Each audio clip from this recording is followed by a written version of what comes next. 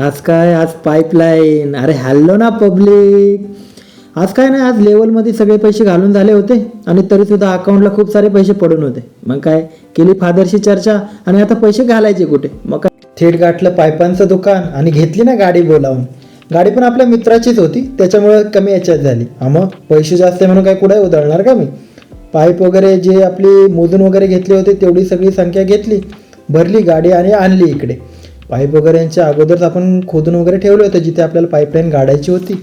आणि पाईप वगैरे जोडून घेतली आणि ही काय आपली सगळी मंडळी होतीच तिथे. मग पूर्ण जोडून वगैरे घेऊन ती गाडायला सुरुवात वगैरे केली. पाईपांचं तसं गणित खूप महत्त्वाचं आहे. लेवल झाली म्हणजे त्याला आपल्याला पाणीसुद्धा पुरवायचंच आहे, त्याच्यामुळं ती प्रॉपर होणं खूप गरजेचं आहे. पुढे नंतर आपल्याला लिकेज वगैरे काढायला किंवा परत कुठे लिकेज होऊ नये म्हणून त्याची पूर्ण काळजीही घ्यावीच लागते. पण काय सहकार्याला खूप सारी पब्लिक असल्यामुळे ना ते कामही पटकन होऊन गेलं. मग राहिला होता खालचा पट्टा. मग काय तिथे गाडीतून हे जे 3 इंचाचे सर्व पाईप काढले होते ना ते असे बांधून घेतले आणि खांद्यावर टाकून तिकडे वावरात नेऊन पसरून ठेवत होतो. तिकडे JCBचंही पाईपांसाठी खड्डे घेण्याचं काम हे चालूच होतं. तर ॲक्च्युली JCBने आपल्याला याच्यासाठी काढायची होती की आपल्याला ती थोडी खोल काढायची होती. खोल यासाठी काढायची होती की आपण तिथे तुतीची लागवड करणार होतो. तुम्हाला तर माहितीच आहे, आपण इथे रेशीम उद्योगासाठीचा हा सर्व प्रवास चालू आहे आणि त्यासाठीच एकदा आपण ती लागवड केल्यावर 10 ते 15 वर्ष त्या जागेला काहीच करणार नाही. त्याच्यामुळे आपण ती खाली काढायची होती आणि JCB असल्या कारणाने ते काम खूप लवकरही झालं. त्यात काही आपल्याला प्रॉब्लेमही आला नाही आणि खूप खोलवरही आपली पाईपलाईन गेली.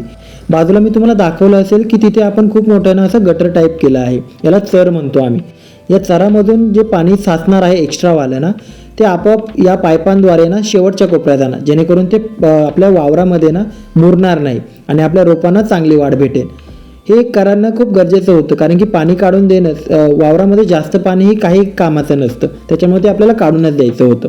मग काय पूर्ण पाईपलाईन टाकून घेतली आणि दिलं पाणी काढून. ती नंतर काढायची होती, पण JCB असल्यामुळे ना ते कामही पटकन होणार होतं. मग राहिला होता प्रश्न आपला मेन, जी आपल्या विहिरीची जी पाईपलाईन होती त्याचा. पण त्याच्यामध्ये आपल्याकडे अनुभवी माणसं असल्या कारणाने तेही काम पटापट झालं.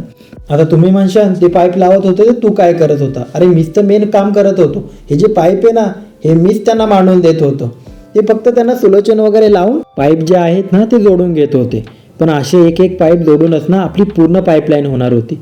आजपर्यंत आपल्या वावरामध्ये, म्हणजे वावर तर पूर्ण नव्हतीच, पण आता पूर्ण वावरांमध्ये पाईपलाईन होणार होती. म्हणजे A to Z वावरापर्यंत आपलं पाणी हे पोचणार होतं, जेणेकरून प्रत्येक रोपालाही पाणी भेटणार होतं. आता हे सर्व पाणी कसं पोचणार आहे हे तुम्ही पाहशालच. चला भेटूयात उद्या. बाय.